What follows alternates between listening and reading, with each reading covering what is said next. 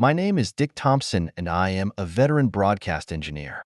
My wife Sharon and I have been living in the hustle and bustle of the big city for more than 20 years, and we've been married for 22 years.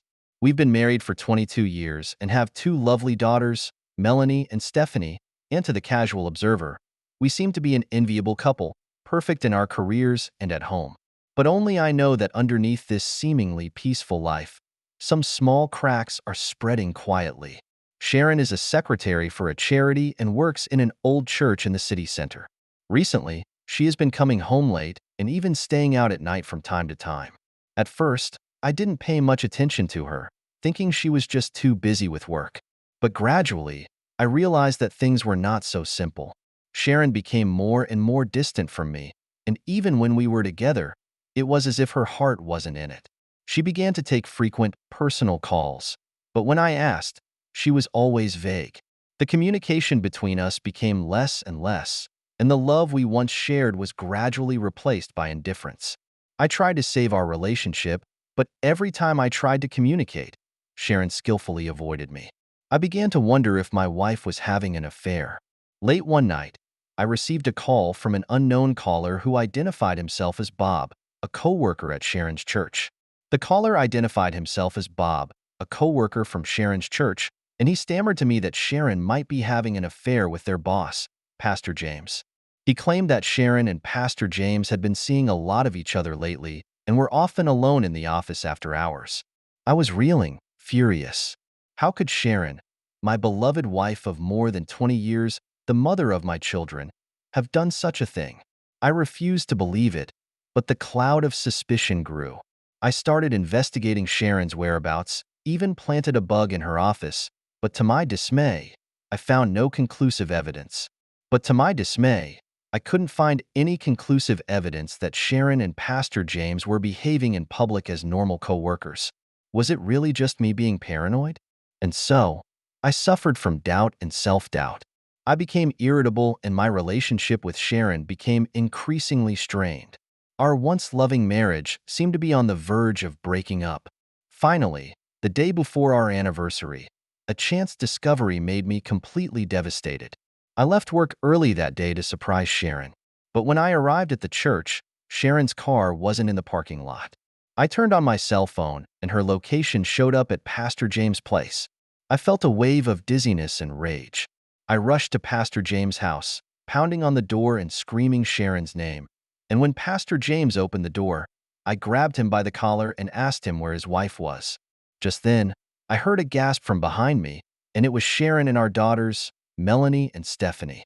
It was Sharon and our daughters, Melanie and Stephanie, who were staring in disbelief at the scene before them, not understanding what was happening. Sharon tearfully explained that they were preparing a surprise party for our anniversary and Pastor James was just helping out, and Pastor James handed me an invitation that Sharon had planned to give me on our anniversary. I was stunned. Was it all just a misunderstanding? How could I have doubted my wife and my family? Shame and remorse overwhelmed me, and I hugged Sharon and my daughters tightly, sobbing uncontrollably. But I knew that there was a crack in our marriage.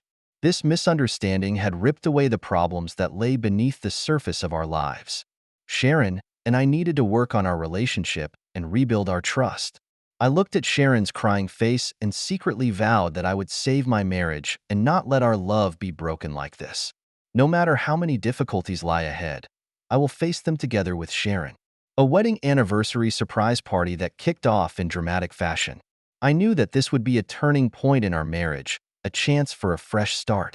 And I will never again let my doubts and neglects hurt the people I love the most. After that unexpected night, things between Sharon and I became more delicate. Although the misunderstanding had been cleared up, we both realized that there was something wrong with our marriage. I began to reflect on what I had done in the marriage. I realized that over the years, I had been so focused on my career that I had neglected my wife's feelings. I often used work as an excuse to miss out on time with my family. Sharon, perhaps because of her loneliness and lack of attention, sought solace in the church. Guilt and remorse swept over me like a tidal wave. I knew that I had to change, that I had to try to save my marriage. I began to adjust my work schedule to spend as much time as possible with Sharon and the children. I tried to be more considerate and caring to Sharon, communicating with her and understanding her thoughts. We started to date like we did when we were in love, and we renewed our love. However, repairing a broken relationship is never easy.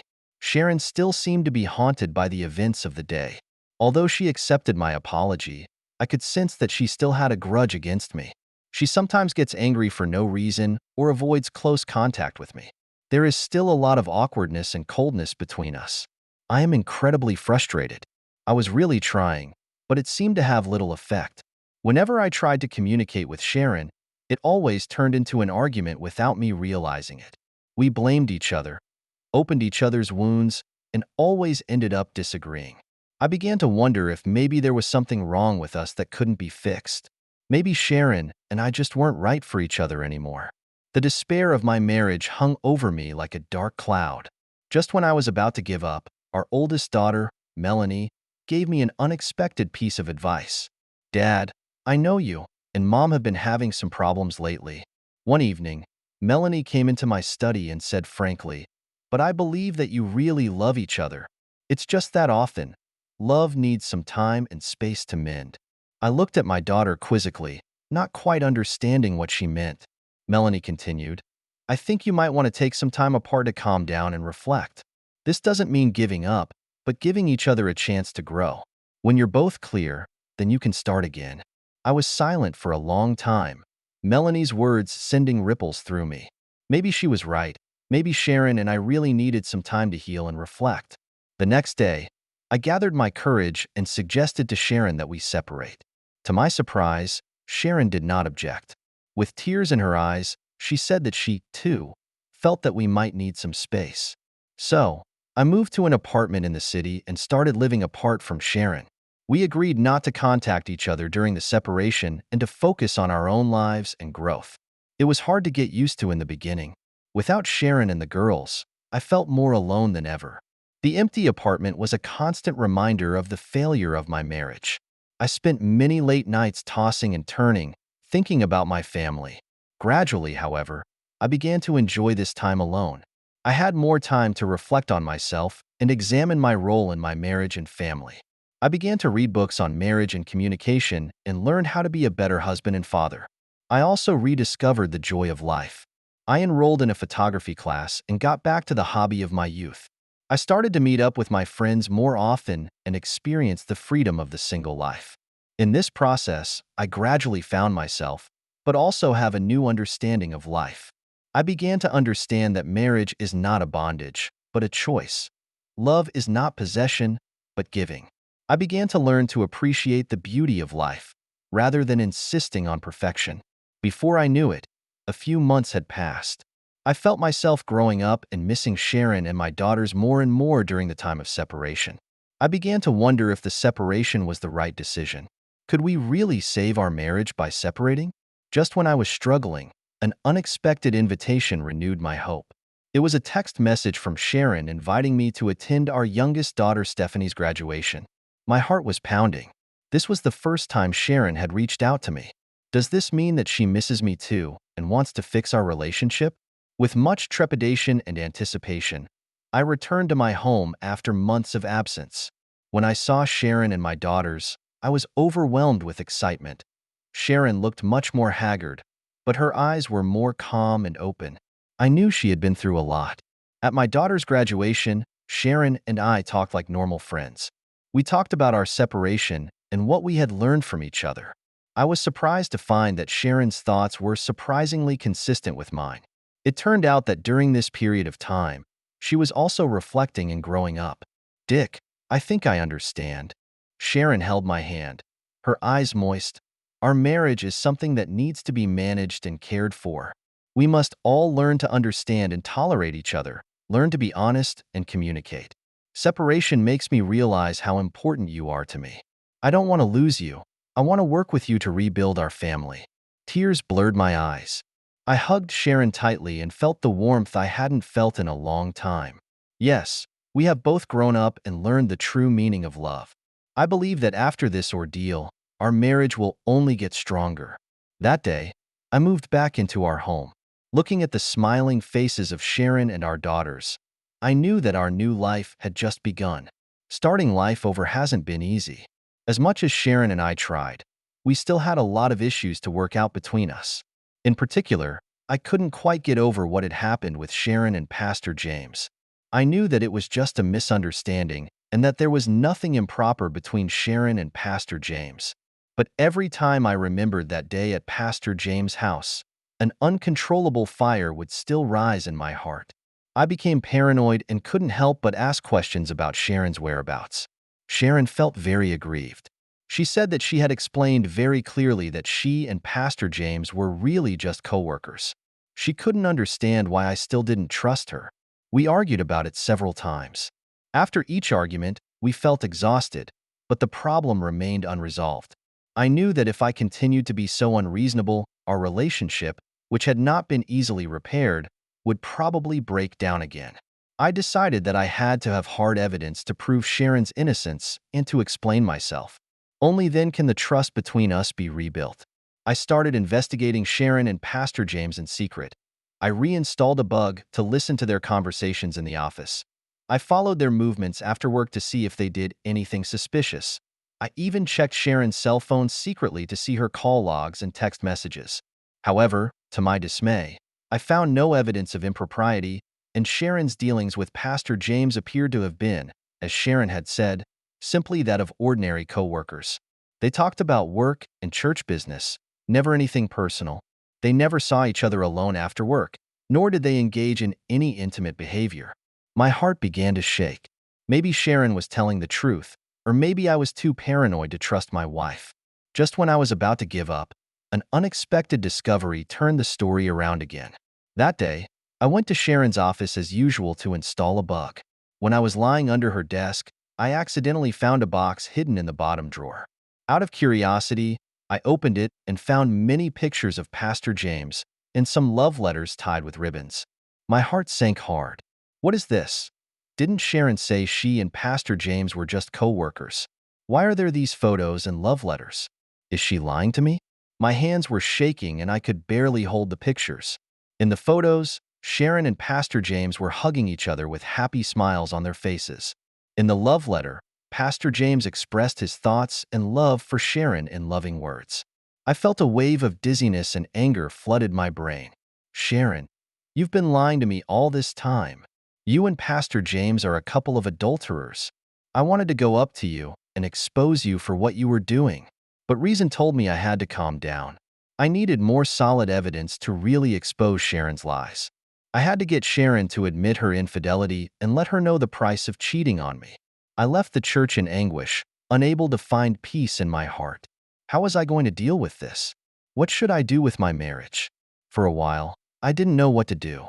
For the next few days, I was in a constant state of pain and struggle. I couldn't sleep at night, and images of Sharon and Pastor James' intimacy kept flashing in my mind. I even began to imagine how they had cheated on me in our marital bed and laughed at my stupidity and blindness. I hated Sharon's betrayal, and I hated my naivety even more. I hated the hypocrisy and cruelty of the world that made me spend half of my life to realize what true love is. I started drinking. I was a mess and I lost all faith in life. I wouldn't go to work. I wouldn't answer Sharon's calls. I wouldn't even see my daughters. I knew I was pushing my life into the abyss, but I couldn't help it. It took a few weeks for me to get over my sadness and despair. I knew I couldn't go on like this. I had to get back on my feet for myself and for my daughters. I'm determined to gather hard evidence and have a showdown with Sharon. I'm going to make her confess to her crimes, and then I'm going to divorce her. I'm going to start my life over and get my dignity back. I hired a private investigator to watch Sharon and Pastor James around the clock, and I want evidence of every meeting and every phone call they have. At the same time, I've contacted a lawyer for divorce counseling. I want to be prepared so that Sharon doesn't have any chance to argue. A few weeks later, the private investigator made a startling discovery. He had taken photographs of Sharon and Pastor James in a hotel room, and they were going in and out of the room at times when it was obvious they weren't discussing business. It was the last piece of evidence I needed and the last straw that broke the camel's back. My heart was cold and calm. I knew it was time to put an end to this farce. I was going to expose Sharon's lies to her face, and I was going to make her pay. I asked Sharon to talk to me at home and left my daughters alone.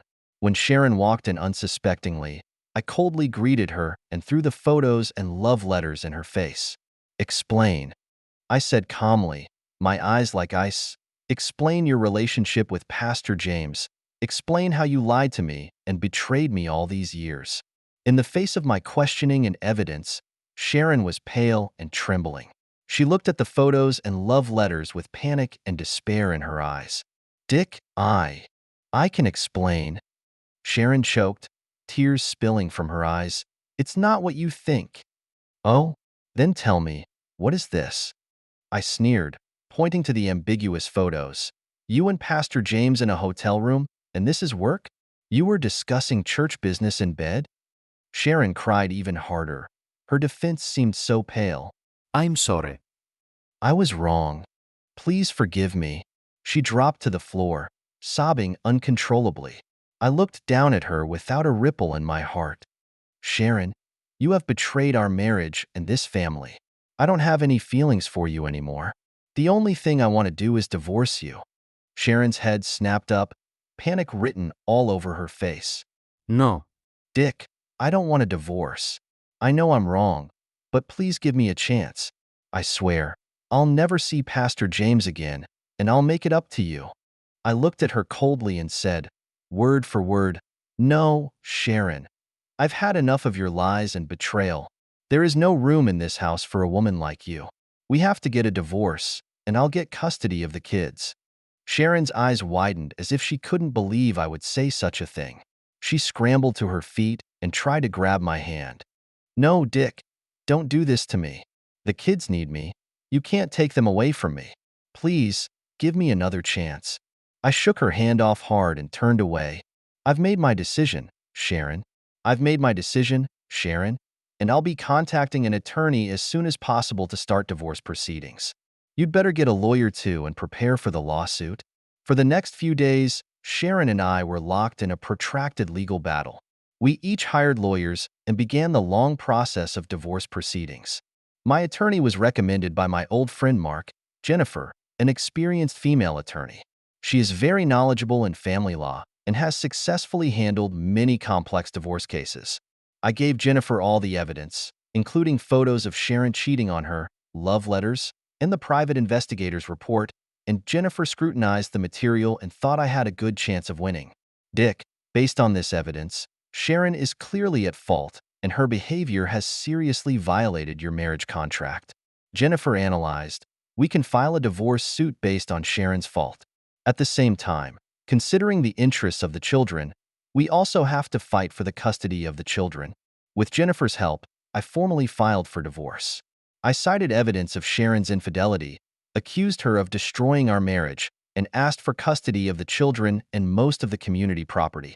Sharon, on the other hand, seemed to have some illusions that she was trying to save our marriage through legal means. She's got a famous male attorney trying to refute my allegations on all sorts of grounds. In the following trial, both lawyers argued and argued. We both tried to prove our innocence and to gain the upper hand in the divorce case. During the trial, much of Sharon's past was revealed. Details of her affair with Pastor James, how she used the church's charity program for her own benefit, and how many affairs she had outside. These scandals have left her virtually defenseless in court. I watched Sharon cry without a trace of pity in my heart. Since you chose to betray me, you have to pay the price. I won't let you ruin my honor and the happiness of my children. But what I didn't expect was Sharon's last resort. During a trial, she suddenly announced in court that she was 2 months pregnant, and the father was Pastor James. I was stunned by the sudden news, which made me feel like the sky was spinning. I never thought that Sharon's betrayal would go this far. Sharon looked at me with tears streaming down her face. Her voice choked. I'm sorry, Dick. I know this is cruel to you, but I'm really in love with James and I want to be with him. This baby is the fruit of our love. I felt a wave of nausea that almost made me vomit on the spot. I stared at Sharon and said, You disgust me, Sharon. You dirty, low-life woman. You don't deserve to be a mother, and you don't deserve my love. I will not raise this child. Sharon looked at me in despair. her eyes blurred with tears. She seemed to want to say something else, but I had already turned and left the courtroom. I never wanted to see her again, never wanted to hear any more of her defense. This scandal certainly dropped a bombshell on Sharon and I's divorce proceedings. The media was all over it, and Sharon's affair with Pastor James became the talk of the town. Inevitably, my daughters and I were caught up in the storm. I was humiliated and angry. I hated Sharon's betrayal, and I hated her shamelessness even more. I swore that I would seek justice and defend my dignity in this divorce case. The ensuing trial, which became even more heated and complicated, made the issue of child custody especially difficult with Sharon's pregnancy. And as more of Sharon's scandals came to light, our marriage became a public embarrassment. My attorney, Jennifer, was remarkably calm. She told me that Sharon's pregnancy was proof of her marital infidelity, which was actually a factor in our divorce proceedings. "Dick, you don't have to worry," Jennifer said firmly. "The law and morality are on our side. Sharon's behavior has violated her basic obligations as a wife and mother. She doesn't deserve to have custody of her children. We will win." With Jennifer's encouragement, I picked myself up. I couldn't let Sharon's mistake destroy my future and the future of my children. I'm going to use the law to stand up for what's right and what's right for us. Thus, the long divorce proceedings, under the attention of the media and the public, entered a white-hot stage. I knew that this legal battle would determine my fate, as well as the fate of my children. I have to win. I have to get justice. This is my last chance and my greatest challenge. With the help of my attorney, Jennifer, I pressed Sharon in court to expose her crimes. I presented extensive evidence that Sharon had been in an illicit relationship with Pastor James for a long time, and that she was pregnant with Pastor James' child during the marriage. I brought in a private investigator to testify, and he went into great detail about Sharon's affair with Pastor James. Photos of their dates at restaurants, hotel rooms, videos of them making out in the park. The hard evidence made Sharon feel ashamed in the courtroom. I also called other employees of the church to testify that they all witnessed Sharon and Pastor James in various flings. They were alone in the office with the door closed. They kissed in the church locker room, and they were inseparable at charity events. These testimonies further corroborate Sharon's infidelity to me. Sharon's attorneys tried to argue that Sharon and Pastor James were just having a normal work-related relationship and hadn't crossed the line. But the defense paled in the face of overwhelming evidence. And, shockingly, Pastor James himself took the stand. He graciously admitted to his illicit relationship with Sharon and claimed that they were truly in love and that Sharon's child was the fruit of their love. "I love Sharon, and we're going to raise our children together." Pastor James faced the judge and righteously said, "I know that this is cruel to Mr. Thompson, and I'm sorry for the hurt I've caused this family. But I implore the judge to respect my feelings for Sharon and me and allow us to be together." The stage erupted, the media went crazy taking pictures, and the judge had to bang his gavel several times to maintain order in the courtroom. I felt a wave of dizziness and my blood rushed to my brain. I never thought that Pastor James would admit his relationship with Sharon in court and even ask the judge to support them. I jumped up in anger, pointed at Pastor James and Sharon and yelled, "You adulterous couple! You've ruined my family. You've ruined my life. You won't get away with this. I will make you pay." The judge banged his gavel repeatedly to calm me down, and Jennifer hurriedly pulled me back to my seat and whispered to me not to be impulsive. During the following trial, the parties engaged in heated arguments over child custody and property division, with Sharon's attorneys demanding that Sharon get custody of the two daughters and a large portion of the marital assets. They even went so far as to ask me to pay a substantial amount of child support and alimony. This is ridiculous. Why should I pay for that bastard? Why should my hard-earned money support that couple? I retorted angrily, refusing to agree to their demands. Jennifer used the law as a weapon to refute each of the other's arguments. She pointed out that Sharon had cheated on her husband and was pregnant with another man's child, which was a serious violation of her obligations as a wife and mother, and she did not deserve custody of the child. At the same time, I, as a victim, deserved more property compensation. In this way, the trial was conducted in a tense atmosphere. The two sides went back and forth, facing each other, neither of them willing to back down a step. However, as the trial progressed, the truth became clearer and clearer, and the scales tipped more and more in my favor. Finally, at the last hearing, the judge announced the verdict. Sharon was found guilty of marital infidelity and was primarily at fault. Sharon was found to be primarily at fault for the infidelity of the marriage, and I was awarded custody of my 2 daughters, with Sharon paying a certain amount of child support each month. At the same time, considering Sharon's fault, I was awarded most of the community property. Sharon sat on the defense table, her face pale and in tears. Pastor James also looked desperate and couldn't believe the result. I, on the other hand, although I had won the case, did not have a trace of joy in my heart. Yes, I won, but the price I paid was too high. I lost my beloved wife and my happy family, and my daughters had to suffer the pain of their parents' divorce. This divorce lawsuit, so that everyone has become a loser. The moment I walked out of the courtroom, I felt exhausted. Media reporters surrounded me, asking questions and flashing lights. I pulled myself together, answered a few questions briefly, and then left in a hurry. I knew that this divorce would be the center of media and public attention, that Sharon's cheating scandal, Pastor James' incestuous relationship, would be the talk of the town. And I, too, will inevitably be the subject of public scrutiny. But I don't care anymore. My only concern is how to get out of this nightmare as soon as possible and how to rebuild my life. I'm going to take my daughters and leave this place of sadness and start over in a completely new environment. I drove home and my daughters were waiting for me.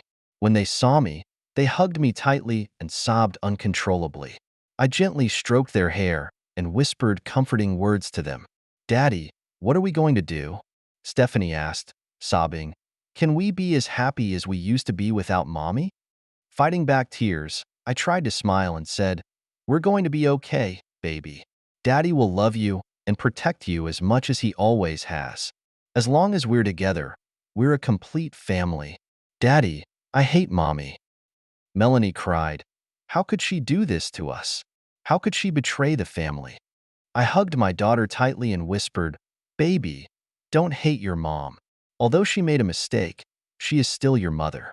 She gave you life, and we must learn to forgive her." In this way, my daughters and I embraced each other and cried, venting our inner sorrow. Outside the window, the sun was slowly sinking into the horizon, giving this broken home, casting the last touch of warm light. I know that from now on, I will shoulder all the responsibilities of this family. With all my love, I will heal the wounds in my daughters' hearts. I will use my hands to rebuild our home. This is my mission. That's what I'm here for. Sharon and I's divorce caused a huge stir in Atlanta. What should have been a mundane domestic dispute became the talk of the town because it involved the local man of honor, Pastor James. All the media outlets covered the case, from the details of the case to the background of the parties involved. For a while, the Thompson divorce was the talk of the town. Sharon's cheating scandal became the talk of the town. People looked at the former model wife with disbelief. They were amazed at Sharon's degradation and how she was able to cheat on her husband and destroy her family with such ease. "I can't believe Sharon would do such a thing." Mary, one of my coworkers, was shocked. She works in a church, and I thought she was a moral role model. I didn't realize that she was having an affair with the pastor and was pregnant with his child. Who can believe in love and marriage these days? Tom, another colleague, sighed. "Even priests can do such things, and ordinary people are even more unreliable." In the end, men and women are unreliable. The image of Pastor James was also tarnished by the scandal. As a highly respected pastor, he used his position to seduce another man's wife, which was even more disgraceful. Many members of the congregation left the church in anger, believing that Pastor James was a hypocrite and that his behavior was completely contrary to the teachings of Christianity. "I'm ashamed of the church," one of the elders said angrily. "Pastor James is the devil incarnate. He ruined the reputation of the church and that poor family. A man like him doesn't deserve to be a pastor." Under intense pressure from public opinion, Pastor James had to resign from his pastorate and move away from Atlanta. It is said that he intends to take Sharon and their children and start over in a place where no one will recognize them. But even so, their reputations are so far gone, it's hard to see how they'll ever get back on their feet again. And I, as a victim of this storm, inevitably became the object of public attention. People sympathized with me as a poor, good man who had been deceived and victimized by a ruthless wife and a shameless pastor. What a sad story. My neighbor, Mrs. Johnson, lamented. That Dick was such a good husband and father. He loved his family so much, but he was betrayed. His wife is such a bitch. She deserves to go to hell. This man is so miserable, being green and still have to raise two daughters. What can he do in the future? In the bar, an uncle sighed. But then again, if he manages his own woman, it would not be reduced to this state. Men cannot be too weak. On the streets, people looked at me with a variety of sympathetic and accusatory eyes, judging me for what happened. For a while, I seemed to be the most famous man on the streets of Atlanta. Everywhere I went, I could feel people's eyes searching and talking. This feeling of being in the limelight is very embarrassing to me. I never wanted to be the center of attention. I just wanted to live quietly and be a good husband and father. But now, my life has been completely disrupted, and I have to face all these disturbances that I don't want to face. To add insult to injury, my daughters were also affected. At school, their classmates looked at them differently. Some even pointed fingers behind their backs, and the gossip added to Melanie and Stephanie's already traumatized state. Daddy, they're all saying bad things about us. Stephanie cried and said to me, they say Mommy is a bad woman and that our family is a disgrace. I don't want to go to school anymore. My heart was in my mouth, and I clung to my daughter's thin shoulders. My God, my children are so innocent. They don't deserve this.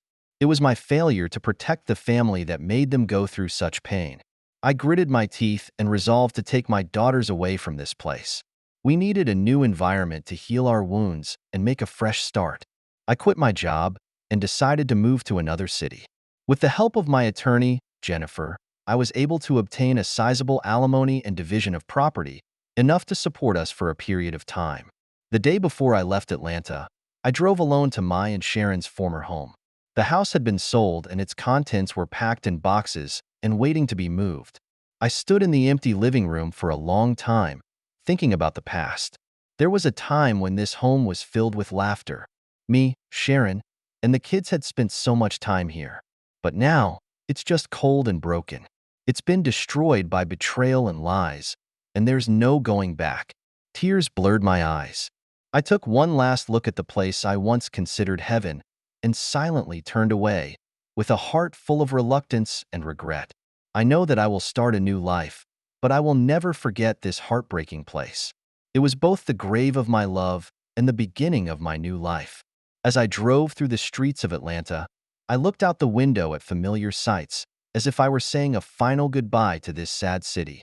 I don't know where the future lies, but I do know that as long as I'm with my daughters, everywhere is home.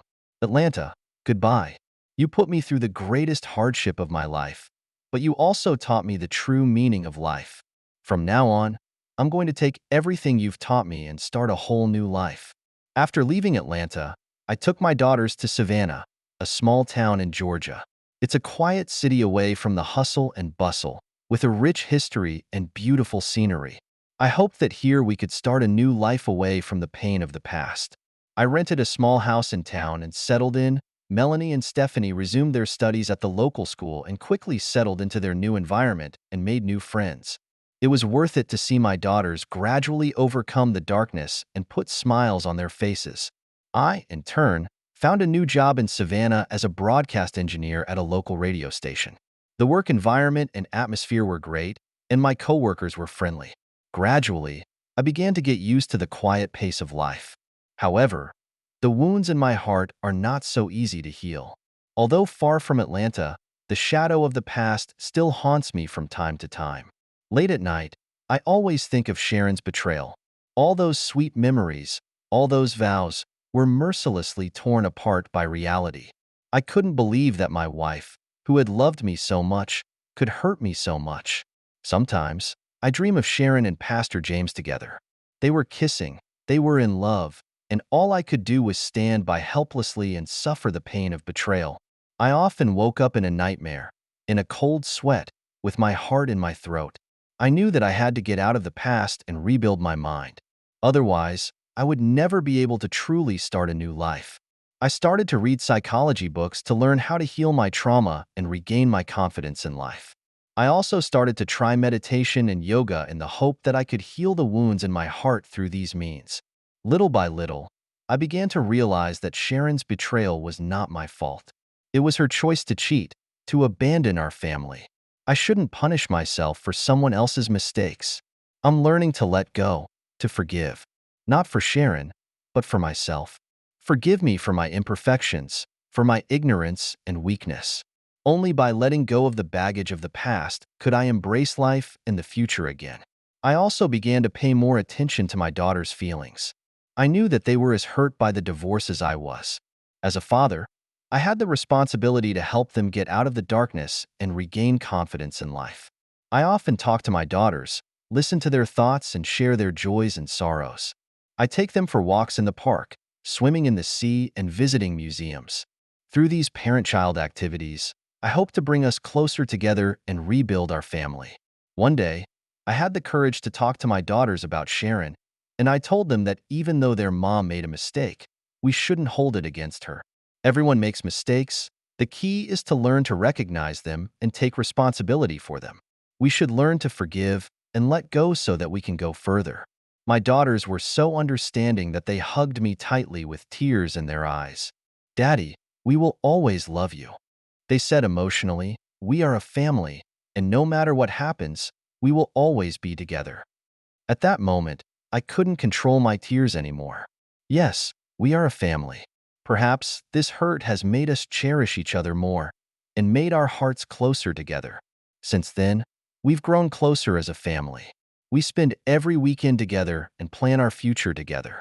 For our daughters' birthdays, we throw little parties. For Christmas, we decorate the house and prepare gifts together. All the holidays have become wonderful times for us to be together as a family. And I, too, am slowly getting over the pain. Although the past trauma cannot be completely erased, but I learned to live with it. I began to believe that there is always sunshine in life, and as long as we face it bravely, the rain will clear up one day. In Savannah, I rediscovered the meaning of life. I had a new job, new friends, new hobbies. I began to learn photography and documented my life with my camera. Every weekend, I would take my camera and walk around Savannah to capture the beauty of the city. Gradually, my mind became more open.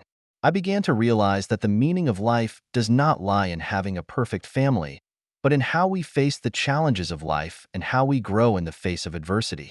Sharon's betrayal has caused me the greatest suffering of my life, but it also gave me a chance to re-examine myself and reinvent myself. It made me realize that true happiness comes from inner peace and satisfaction, from love and gratitude for life. Now, I am no longer the innocent and weak Dick. I have become stronger, more mature, and know how to cherish everything around me. I know that no matter how many storms are ahead of me, I have the courage and wisdom to face them because I have the most valuable assets in my life: my daughters, my family, my friends, and myself. Yes, I have finally found myself again. In the midst of suffering, in the midst of trials and tribulations, my soul has been rebuilt and sublimated. Thanks to the betrayal of this marriage, I have the opportunity to recognize life again and feel the meaning of life. I, Dick Thompson, have finally built a new life on the ruins of Atlanta. From now on, I will continue my life's journey with gratitude and hope. After living in Savannah for over a year, my life has taken some new turns. First of all, my work at the radio station became more and more comfortable and was recognized by my supervisor and colleagues. I started hosting my own radio program, where I shared my life with my listeners. I talked about my past, my hurts, and how I had learned to grow and forgive. The program was so popular that many listeners wrote to me with their own stories of support and gratitude. Through this program, I have made many new friends. Some of them have experienced betrayal in their marriages, and some of them are struggling in the trough of life. We encouraged each other, supported each other, and discussed the meaning of life together. Gradually, I realized that by helping others, I was actually helping myself. Seeing them come out of their pain and embrace life again makes me feel that everything is worthwhile. My hobby of photography has made my life more colorful. I began to compete in photo contests, and my work received a lot of positive feedback. One magazine even asked me to be a columnist and provide them with Savannah-inspired photos. I was so excited that I felt I had finally found another stage in my life. A more important change took place in my love life. I started trying to date again. At first, it wasn't easy for me. Sharon's betrayal had made me lose faith in love, and I was afraid of being hurt again. But gradually, I began to realize that I couldn't reject all possibilities just because of my past trauma. Everyone deserves a second chance, including myself. I was introduced by a friend to a lady named Sarah, a teacher at a local elementary school. She is a teacher at a local elementary school, and she is gentle and kind, with an infectious smile. More importantly, she knows how to listen and be tolerant. I feel very relaxed and at ease with her. We started dating.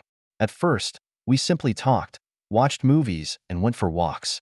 But gradually, our relationship became deeper and deeper. I realized that I enjoyed her company and I was willing to share everything with her. She, in turn, seemed to enjoy my daughters. Whenever we get together, she always brings them small gifts or tells them funny stories. One day, I found the courage to confess my past to Sarah. I told her about my marriage, my pain, and how I was reborn from it. I thought she would leave me, but she hugged me tightly with tears in her eyes. "Dick, you're the bravest man I've ever met," she said emotionally. "You've been through so much, but you haven't been broken. You got back up and became a better person. What courage and perseverance that takes. I'm proud of you, really." At that moment, I could no longer control my tears. God, how lucky I am to have met such a woman who understands and appreciates me. In her arms, I felt unprecedented warmth and happiness. I started taking Sarah to see my daughters. At first, they resisted. They were afraid that I would be hurt and that our family would be broken again. But gradually, they were touched by Sarah's kindness and sincerity. They began to accept Sarah and were willing to share their lives with her. Looking at my daughters and Sarah's happy face, I know that I have found the other half of my life. This time, I want to cherish this relationship. I want to use my heart to take care of this hard-earned family. On a beautiful fall day, I took Sarah and the girls to Savannah's most famous park, Forsyth Park. We picnicked, played, and laughed in the grass. The sun was shining through the leaves, casting dappled shadows on everyone's faces. Everything was so beautiful and harmonious. At this moment, I suddenly realized that I had truly come out of the haze of the past. The pain of the past had been washed away by time. The betrayal of the past had been smoothed over by forgiveness. In the love of my daughters and Sarah, I had found the meaning of life and the direction to move forward. I know that we still have a long way to go in the future. But no matter what challenges lie ahead, I have the confidence to face them because I have the most precious treasure in the world: the people who love me and the people I love. Looking at Sarah's gentle smile, looking at my daughter's happy smiles, my heart is full of gratitude. Thank you for life. Let me experience so much suffering in exchange for today's happiness. Thank you for the past, so that I learn to grow in the pain, so that I have the opportunity to embrace a better future. My friend, perhaps you are in the trough of life at the moment. Maybe you are suffering from the pain of betrayal and deception. Maybe you are lost in the fog ahead. But please believe me, as long as you do not give up hope, as long as you face life bravely, one day, you will get out of the haze, ushered in the bright sunshine. Because life is never easy. It is those sufferings and trials, the achievements of our today's appearance. So, let us together, with strength and wisdom, to embrace all the possibilities of life. Dear friends, this is my story. A story of betrayal and forgiveness, of loss and rebirth. I, Dick Thompson, have hit rock bottom in my life, but I have finally gotten up and rebuilt my life with love and hope. Now, my family and I are living happily in the beautiful city of Savannah. We look forward to every day and every surprise that life will bring us. And all thanks to that heartbreaking betrayal of marriage. It gave me the opportunity to re-examine my life. It also made me realize the true meaning of love and family. Friends, no matter what you are going through at the moment, please remember, no suffering is eternal. As long as we harbor hope, we'll usher in the dawn. Let us together bravely into the future. Embrace the infinite possibilities of life. Thank you for taking the time to listen to today's story. If you enjoyed it, please like and subscribe if you haven't already. If you have a story to share about your own or someone else's experience, please feel free to contact me. Take care.